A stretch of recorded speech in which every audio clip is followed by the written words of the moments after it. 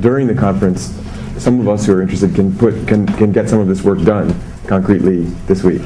And I think we have a lot that we can do with GPG, and I'm hoping to figure out if there are any concerns that we're missing and like get kind of a roadmap out of here. I'm also on IRC right now in debconf-room 327, but hopefully we can get everyone to consolidate and use the Gabi chat and the Gabi page just so that everyone can share the same screen. The Gabi screen is it's up on the screen here, so if we can work there, that'd be good. I'm going to monitor IRC as well. We have a microphone if you have comments. Yeah, so I'm DKG. You have to press short once. It's not. It's not. No. I'm Eric Dorland. I'm the GNU-PG2 maintainer. And we have Thies Kinkhorst on IRC right now, who's currently, oh, there we go. Welcome. He just joined on Gabi. I think he just installed Gabi. He's the main GPG1 maintainer right now. Right. So, bit of a agenda bashing here. So we've got a bunch of different topics that people have put up. I'm up for just diving in. If anybody has any other particular topics, feel free to call them out or edit the Gabi document. Yeah?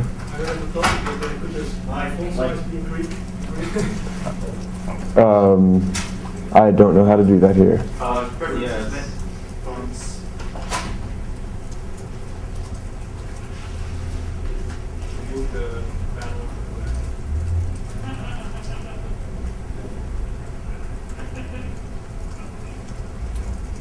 Is that okay? Maybe close the left side. Close the document browser. Okay, yeah, we've got the path over there. There we go. Alrighty. Should we explain the current state of the world? Yeah. This came up at the keyring mate discussion also. Right. Okay, I guess I'll explain. So obviously, GNU-PG's been in the archive for a long time. There's currently 2 supported versions. The sort of existing GNU-PG 1.4 branch that is a very standalone tool. It doesn't really depend on any libraries. It does its own crypto internally. And there's the newer GNU-PG 2 branch, newer in that it's been around for, I don't know, 5 years now maybe. And it is much more modular. It depends on libgcrypt to do its actual crypto. It supports some other things that it supports, like what is it, SMIME that GPG1 doesn't support. It's the thing that provides GNU-PG agent, but it's more modular, but it's mostly compatible, forwards and backwards compatible with GPG v1. Yeah, it's sort of bug for bug compatible maybe with the API. Yeah. So this is actually kind of a confusing setup, I think, for many people in Debian who want to know just like what GPG am I supposed to use, and the nuances and the differences between GPG and GPG2 from the user's point of view, I think, tend to be very minimal. And in practice, the fact that we have 2, the Upstream is supporting the 1.4 branch and the 2.0 branch, and working on the master branch, which is 2.1, which is not released yet, but has been in beta for, I think, at least 5 years, literally. Probably more like 4, but maybe 4. Yeah. Yeah. So 2.1 is going to come up here. We've got that on the list. So Fedora uses GPG2 by default. The Windows GNU-PG installer uses GNU-PG2. I believe GNU-PG1 has been kept around by Upstream mainly because of the lack of modularity, because the idea is that it should make it easier to deploy on systems that may or may not have dependency management available. And we actually have good dependency management, so I'm not so sure why we are sticking with GPG1 as the default, except other than the fact that it's pretty scary to change a piece of software that's this critical to Debian, that's as complicated as GPG is.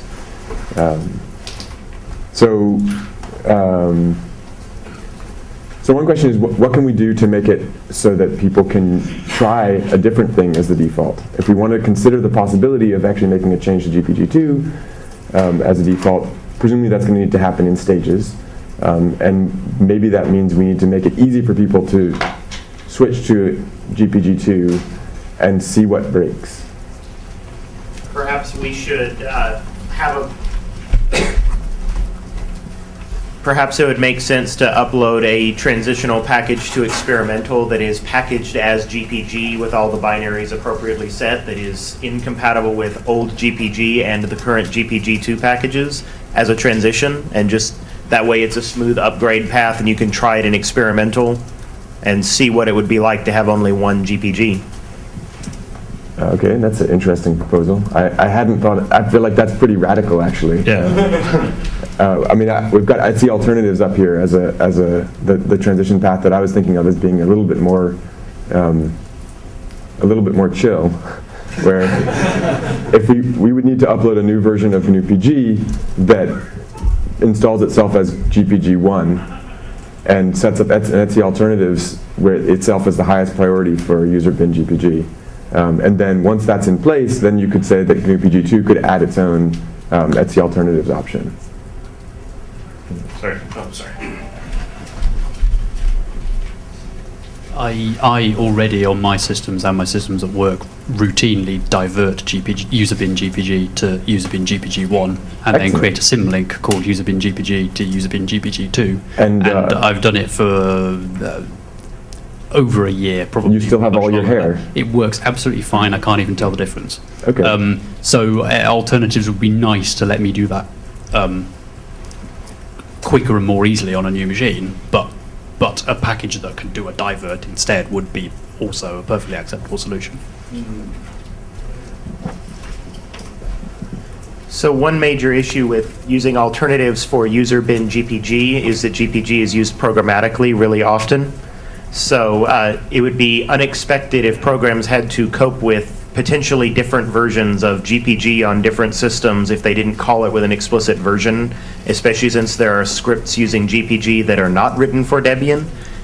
So same problem as GCC, for example. The reason we don't use alternatives for certain things, or Python, or similar. Sorry? Oh yeah, that's going to be real distracting. Let me turn that off. So mostly the command line interface is the same. There's probably a few tiny little corner cases where it's not, but basically you can run, whether it's GPG1 or GPG2, if you assume, I mean, so GPG-v2 actually adds a few more command line flags, obviously, but if you're expecting it to have worked with GPG-v1, it should work just fine with GPG-v2. I haven't seen any cases where it hasn't. Yeah, and you're saying that you've done this diversion and none of the tools that you've used have broken it. And so I think Etsy Alternatives gives us an opportunity to say, hey, we're going to set it up, we're going to set the default to be GPG1. Those people who are interested can just update alternatives and find out. I mean, and particularly, you probably send mail to DDA and say, hey, if you make scripted use of GPG, or you think you might be making heavy scripted use, please try this out and let us know, because we want to consider changing the defaults. So I want to know if anybody is going to really object if we try to push for something like that.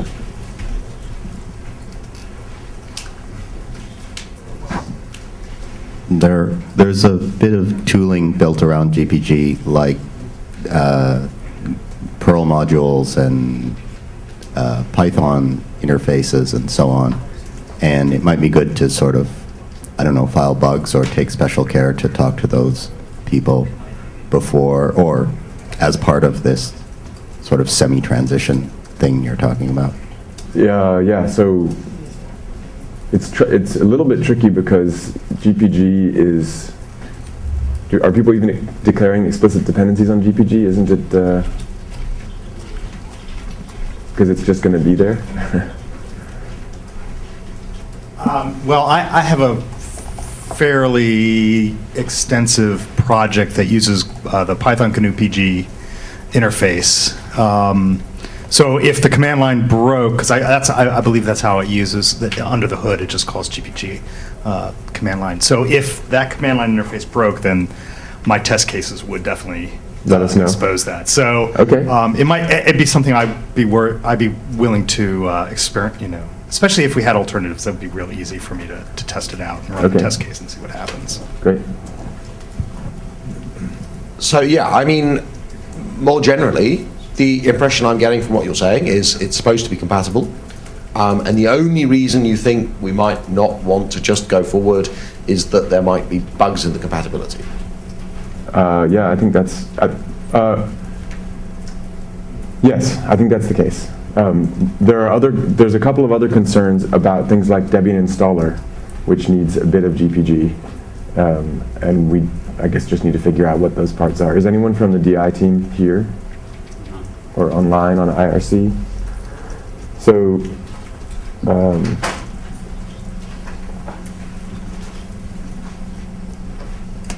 so I'm just reading what.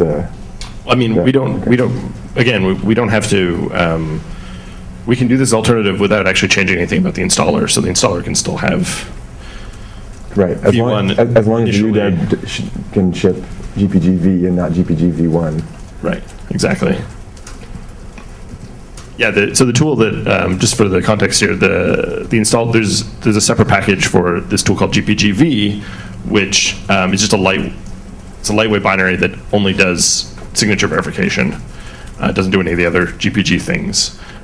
So both GPG-1 and GPG-2 ship this, and there's a UDEB for it because it's needed by the installer to verify things like the apt signatures and things like that. Right. Yeah, so there's a comment online about the sizes.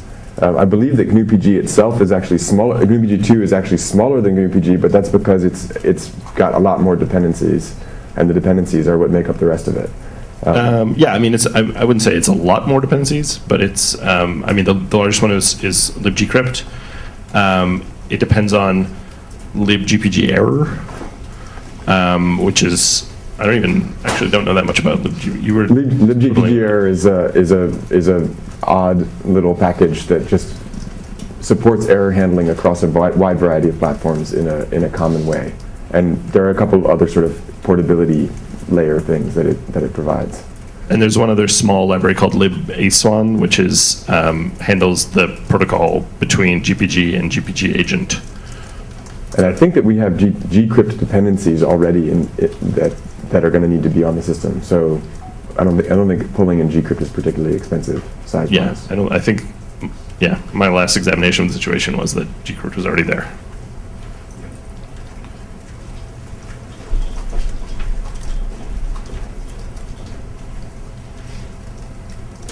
Maybe this is just my misconception, but I had the impression that GPG-2 more or less requires you to use GPG agent?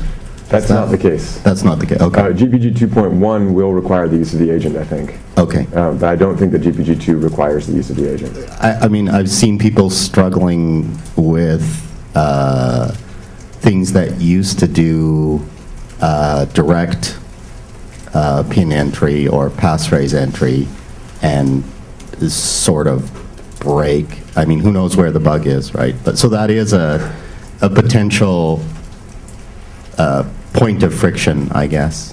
Yeah. It's a bit anecdotal, but that's just my impression. Yeah, it does not require it. But yes, 2.1 will require it. So I just went to my build SID chroot. Unfortunately, I can't tell you how much space GNUPG-1 takes because I've already got it.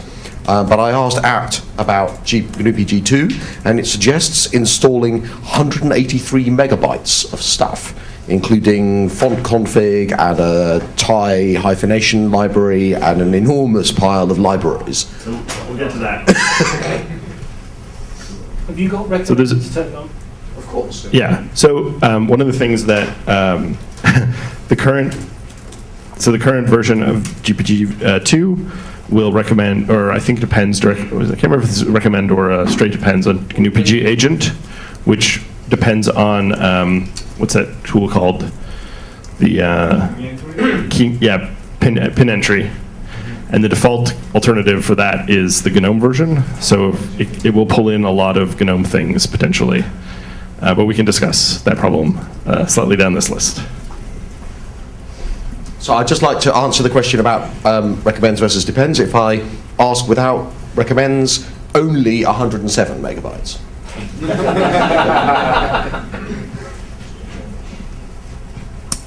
Okay, where were we? So it sounds like we need to look into that cleanup. Yeah. I mean, as a. Well, I think before that's we consider the defaults, yeah. I think that's one of the Yeah. second to last line there. Sorry, before you move on from that, do you know where libgpg-me fits into any of this? Does it have the same interface between the two versions, or are we looking Yeah, at binary libgpg-me. changes? So for people who don't know how this stuff works, which is probably everyone, because I'm not. Yeah, it's libgpg-me is a library that's supposed to make it easy to use GPG from C, and what it actually does is it forks a GPG process in the background and talks to it over a separate channel. And GPG-me itself is actually capable of picking a different GPG binary to work with. So I think it actually should be fine with and not care.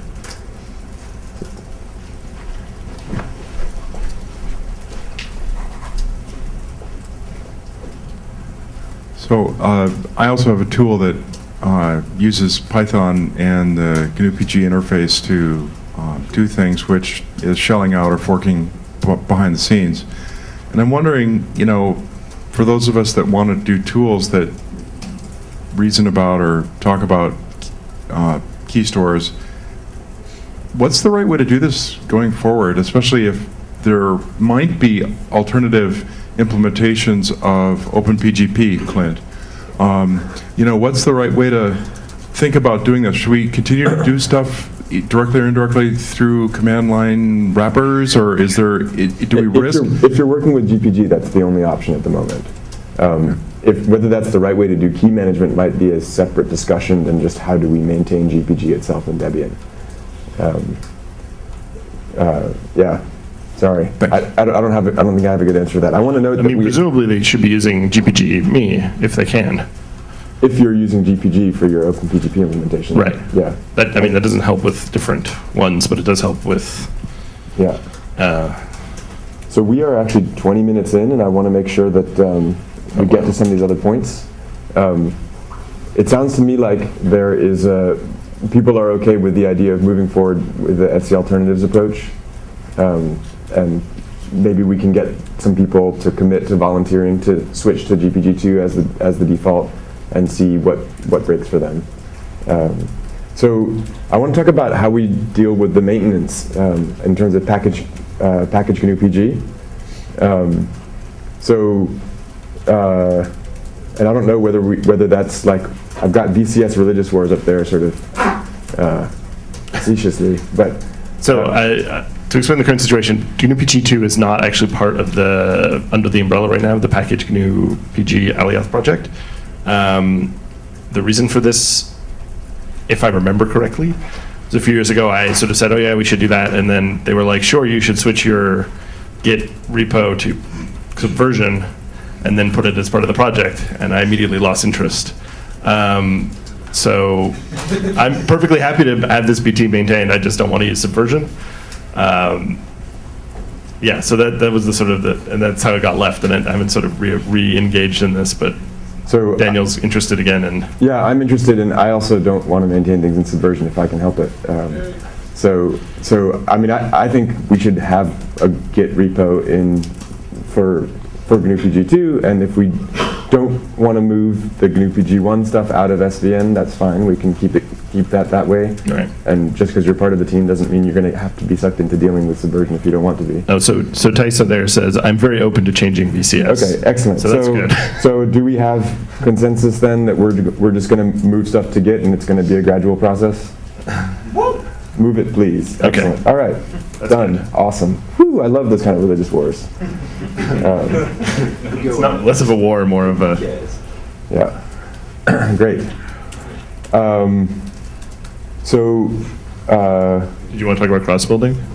Yeah, so we had so cross-building is an interesting thing that we've run into recently. When I uploaded the new version of libgpg error, despite being a simple library that's designed for portability, it was actually not able to cross-build properly. So cross-building is creating a new creating Debian from one architecture for another one, to sort of bootstrap a new arch. And the reason that we want to be able to do this in Debian is because we'd like to be able to say that given one Debian archive on one functioning machine, we should be able to get back to a functioning Debian on all of the other archives.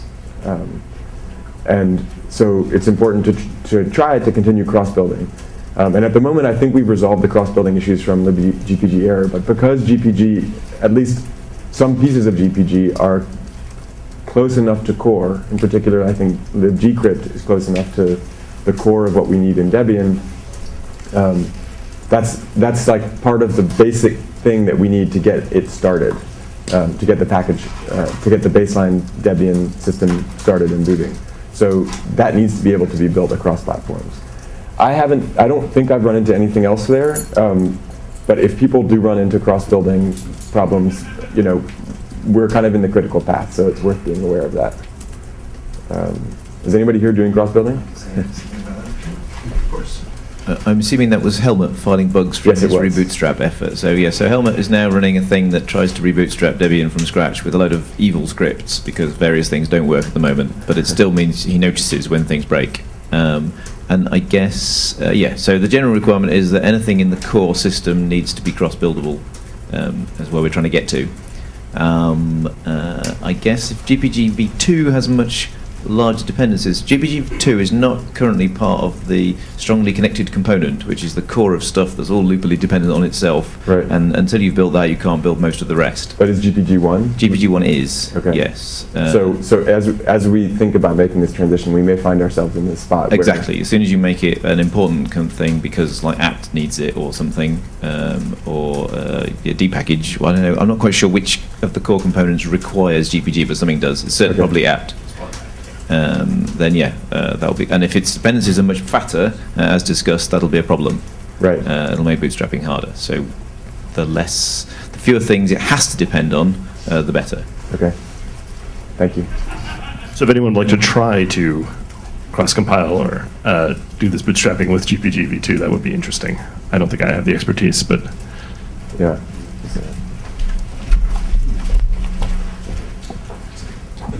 Yeah, there's also another funky thing with the switch from GPG to GPG2, which is that we need to cross-build GPG for Windows for the Debian installer. Yeah. And so we might end up with problems cross-building GPG2. I know GPG1 works fine. I don't know about GPG2, but I'd be happy to help with that. okay, that is interesting. I had no idea. It should. I mean, as So the current GPG for Win that's shipping is shipping GPG 2. So I'd just like to say, you say you don't have the expertise for this. All you have to do once cross compilers are in, and you can at the moment you just have to point an extra repo to get the stuff. Yeah. You literally type dpackage build package -a architecture thing, right? So you just use dpackage build package with an extra dpackage build parameter. package -a Windows. We haven't done it for Windows yet. He'd like to, but for the normal Linux architectures, literally, it should be that simple. So you should be able to try cross-building painlessly. Now, at the moment, you'll find things are broken, but it really is trivial. Great. Okay, that's good news. Any other points people want to raise about those concerns? It's good that they're on the table, and I think we're going to run into problems as it goes forward. But it's good to know like what we're looking for, at least. So, so I want to talk a bit about 2.1. I've got it here as the eternal beta. So 2.1 offers some features that are quite divergent from 1.4 and 2.0. So in particular, it offers elliptic curve support. So this is a new kind of crypto that is, does a similar thing to what RSA and DSA do. It offers a new form of key storage called a key box, which is different from the way that GNUPG currently stores all of its public keys. And is that for public, or I thought it was just for private? I think that the key box is supposed to be for public. Okay. I haven't tried the latest beta. And there's actually a radical change in the agent for OpenPGP. Currently, the SMIME agent behaves this way right now in the 2.0 agent, but OpenPGP, here's how the GNU-PG agent works. It's a passphrase cache. So you put your passphrase in it, and then GNU-PG says, oh, there's an agent. Let me go ask the agent for the passphrase. I get the passphrase, I unlock the key, and I do whatever I want, all in the GNU-PG process. The proper way to do a cryptographic agent is that the agent retains the cryptographic material itself, and then clients to the agent send a cryptographic request to the agent. The agent does the cryptographic operation and hands the response back to the client. So that the client, which is probably much bigger and hairier than the agent, never actually sees the key material in its memory at all. So the secret key material is never exposed. The 2.1 agent actually is a proper cryptographic agent for OpenPGP. And the way that secret keys are handled is very different. Yeah, the problem there being the interoperability now with the 2.0 and the 1.4 is reduced in that when you first run the 2.1, it will convert the keys into this new format, and now you have the old keys and the new keys, and the two different versions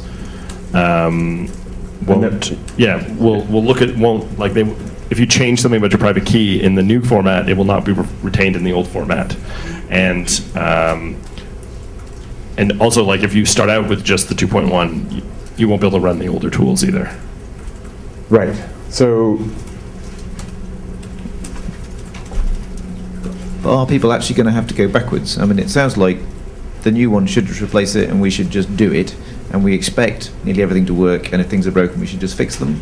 So the number of people who will need to make changes in the old style is small.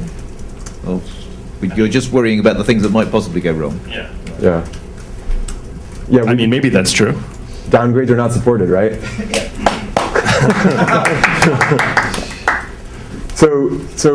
What I want to do is I want to put the beta into experimental, and I want to do that before DebConf is up. And I want people to try, who are interested in using it, to try generating elliptic curve keys with it and see what happens to them. So with various transitions and possibly new recommendations for handling interfaces to this stuff, do you think that Keybox will introduce any opportunity for at least the opportunity to make recommendations about how to handle private key material? I know people do it in a variety of different ways, from it's just on their disk to it's in a eCryptFS file system to it's on Lukes to it's on a smart card. What do you think? I don't know. Does anyone else have any thoughts on that? Have people looked at it? That wasn't the give me the mic, I have an answer. Yeah, I don't know. There was a request in the keyring main session for clearer, stronger suggestions about what to do in general, how to manage a GPG keyring. Debian has traditionally not been very good about making stronger recommendations. There's a web page that RiseUp hosts that's a sort of accumulation of OpenPGP best practices that many people, including myself, have been contributing to, that tries to make concrete, specific, you should be doing these things suggestions. I don't know if we want to try to endorse that as Debian, or at least point people to it from the Debian wiki or maintainers guide or something. It was pointed to in the key signing documentation.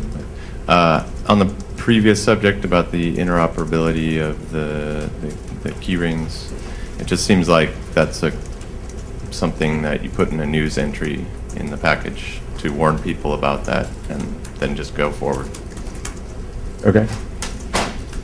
I'm surprised that this is not upsetting people. Yeah, no, That's good news. I'm pretty happy about it. This is sort of why I had been reluctant to actually package this so far, because I was worried. I didn't know how to deal with the change in the key format. But if people don't think it's much of a concern, all right. People know about it. Yeah. How hard would it be to write a tool that converts it back? I assume not that hard. So why don't That's a good idea. Are you willing to convert and try it out, and if it fails, figure out what it needs? Yeah, I don't think such a tool exists yet in the 2.1. But seriously, I mean, that's what we need. We need some willing guinea pigs to do that. Maybe I might be one of those guinea pigs. Presumably, if 2.1 can output an ASCII armored key, then, Yeah, of course. then you can just practically pipe it back into GPG1. That's true. That's a good point. Although GPG1 also has problems with merging secret keys. I don't remember exactly what they are, but I've definitely run into this before where you can't update your secret key properly if it wasn't done within GPG1. I don't remember the details. But anyway, it's worth it. This is something that we probably need to do. Yeah, it's a good point. That sort of tooling would hopefully remove any lingering objections. Yeah. So, have we covered? Yeah, I mean, I guess the other thing that maybe we glossed over is that 2.1 will require the agent, right? That's the whole point of this is now the agent is no longer optional. It will be required. GPG it will launch it if it is not launched, but it won't fall back to the sort of the current 2.0 behavior. If the agent's not there, it just prompts you as in the way V1 does it. Right. But that will no longer happen. So if it launches this agent and I don't have an X display, what happens? It will ask you on the terminal. There's a Look, just like it did before. It will basically look just like it did before. there's a pin entry curses. Yeah. And then I believe there are other pin entries that people are putting around, including a pin entry for dumb terminals. So I don't know just how far away from an X session your personal system is, but So how does that integrate with MUT, which at the moment will do the passphrase query itself and then pass that appropriately to GPG and does that in its own curses environment? And if you're going to try and spawn another curses thing around it, then so I believe that pin entry curses actually, I don't know exactly how MUT does it, but I believe that pin entry curses takes control of your TTY, stores what's there, pops up its own dialog on top of that, and then once you put it in, it lets go of the TTY and the redraws agent everything. will stay running until I manually kill it at some point. Well, the passphrase is needed. I don't know what the duration of the agent is. It never expires, but you can set a default timeout. Yeah. As someone who handles all their email on a colo server which doesn't have X, is running stuff on screen and has multiple users, I don't particularly want extra processes sitting running around all the time whenever I'm going to use them very rarely. I agree with that, but this is part of the upstream architecture, and we should, if we were going to push back on that, we need to make a clear proposal for how else it should be working. Yeah, I mean, you could imagine a situation where if the agent isn't running persistently, it just starts up, does the pin entry and then goes away, right? So yeah, maybe I haven't read the agent man page in a while, but it may have like a lifetime. So maybe you could just set that to be 0 or 1 second. Sorry.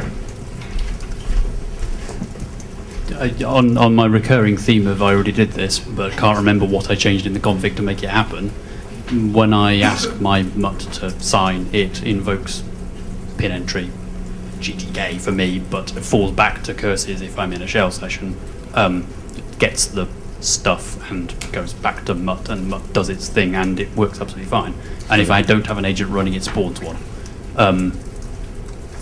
How long does that agent live? The default for me. Okay. Which is we don't. But I imagine with more time, I will go back and review what I did to make it happen and write it up somewhere. Okay, excellent. Can you send a pointer to that to the pkg-gnupg mate list when you've written it up? Thanks. No, not for. Sorry, I heard your question. Yeah, so you're asking if for secret key it's only for secret key operations. So if you're just doing verification, yeah, it doesn't. The agent doesn't need to be involved.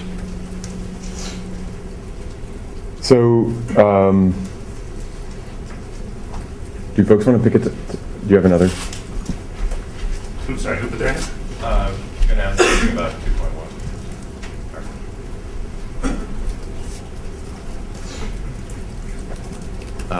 You mentioned the elliptical curve changes in the Cypher suite. Is there a along with this change, which is a good one, is there any more generic cipher suite flexibility being built in to make this a little easier next time?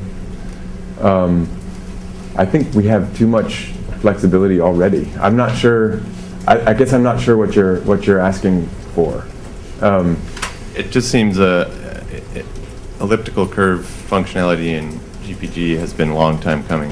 It has, but I don't think that has to do with the flexibility of the protocols. I think it just has to do with the fact that nobody has, leaned hard on GPG and pushed the changes in.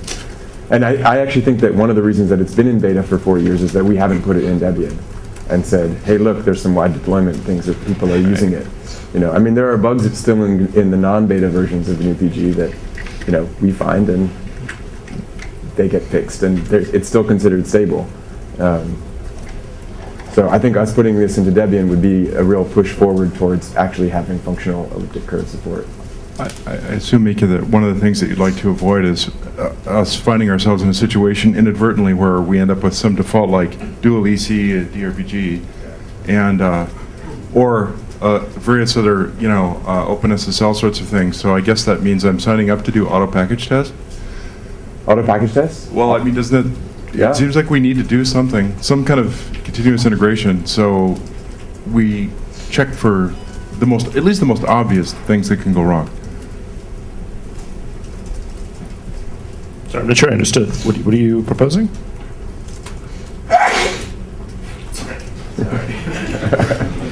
Well, I think that what we should do is, well, there's two things really. One is we should elaborate what flexibility there is, so we know if there is a choice of, and I'm not really familiar with OpenPGP, but if there is a choice of cipher suites, for example, we don't want to find ourselves in a situation like with TLS where, one of the options is null, or, one of the options is dual EC DRPG. We kind of want to not make that an option. Yeah, so I mean, I feel like this is pointing a little bit towards this point I put up here about divergence from upstream defaults. And I kind of wanted to get a sense of what people think about that. Josh, did you have another? Yes. So we've had lots of specific guides about things like use SHA-256 instead of SHA-1 and various other improve the defaults and similar. I'm kind of hoping GNU-PG 2.1 would simply fix those defaults upstream. If those defaults are broken, let's fix them for everybody as opposed to just fixing them in Debian and breaking user expectations. I agree, but how many flame wars have you been in on GNU-PG devel upstream? How many flame wars have we been in Debian? Well, so good at flame wars. So there are at least 3 regular requests on GNU-PG devel from different people about changing the defaults, and they're these: change the default cipher suite, the default cipher to AES. Change the default digest algorithm to SHA-256. And change the default generated asymmetric key to be RSA larger than 2048, because currently the defaults are 2048. I believe the defaults right now are RSA 2048, SHA-1 for signatures and certifications, and CAST5 or something for the cipher. So the upstream has continually pushed back on all of those 3 things, and they're not doing it. Why? Okay, so if you make a certification, an OpenPGP certification using SHA-256, then SHA-1 is the only required digest algorithm for an OpenPGP implementation. So that in theory, someone who's using an OpenPGP implementation that only knows about SHA-1 can't interpret your signature. What implementations are there that have that SHA-1 on them? They're 12 years old. If you have a SHA-2... I'm on the other. I'm with you on this argument, and I'm just telling you what upstream says. GPG can be in beta for 5 years, so 12 years is not that much. So I think Lunar's hand was up for a while. Is there any way GPG could provide both certifications, as in if you sign a key, provide the old and busted compatibility SHA-1 and the SHA-256 cert, Yes. and make that the default for interoperability? We have 5 minutes left, and yes, that's been proposed, but no one supplied patches upstream for it. So next year, DAppConf is in Germany. Can we make sure we get Werner Koch to attend? That would be great. Yeah, we can ask him.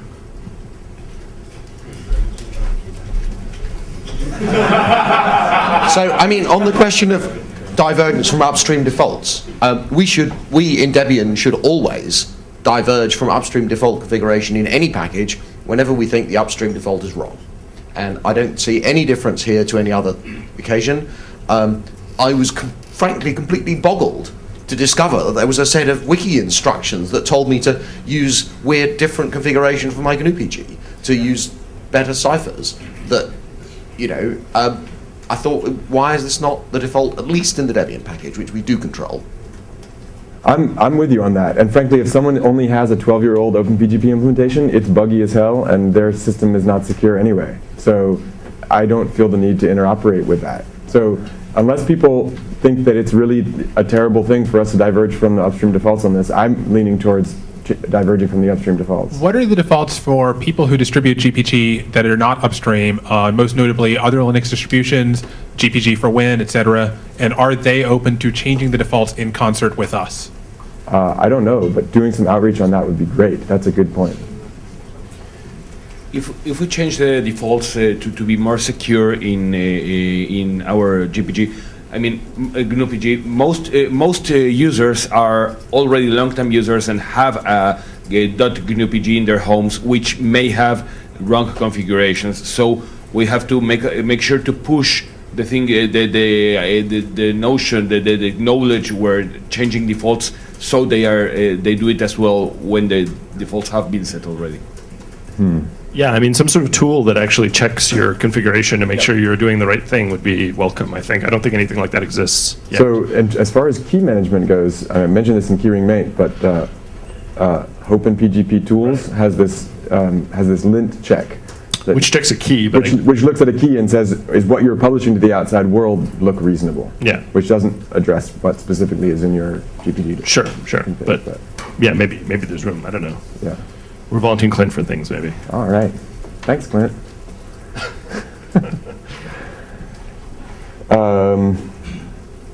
We should go. I guess we're running out of time here. We are nearly out of time. Did you want to mention anything about GNU-K? I will Sorry. have a talk on Thursday Okay. about 2K key. Can you just announce that so people who are interested will show up? I'm sorry, I still use 2K key, but I have a specific reason to do that. I have my private key on my token, USB token, and I will have a talk on Thursday mornings. So please join us. Thanks.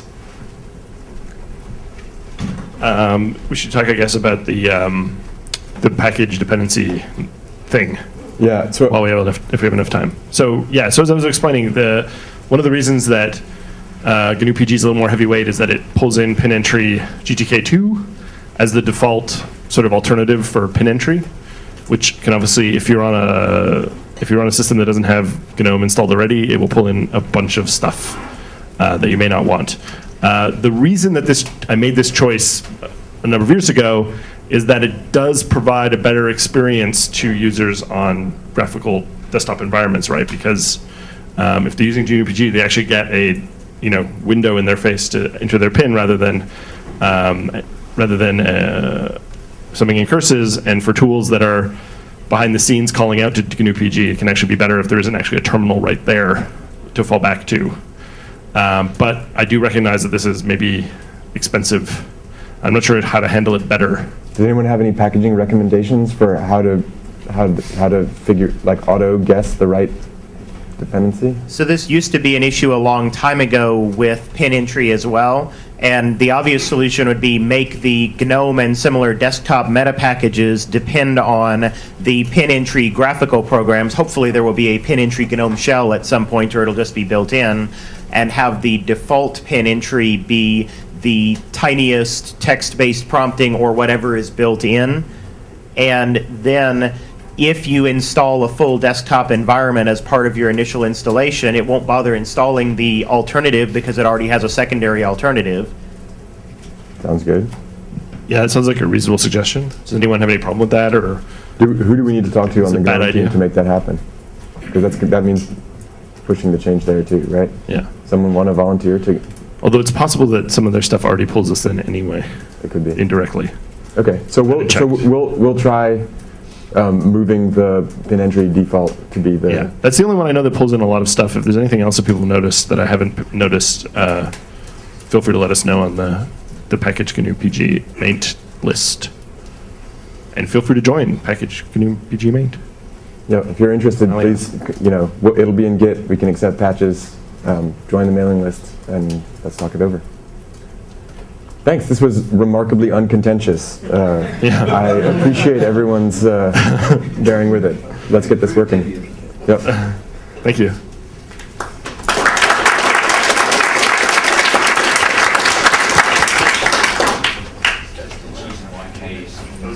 That's why I scheduled it when I did. Yeah, whatever. Can we, if no, we're not in.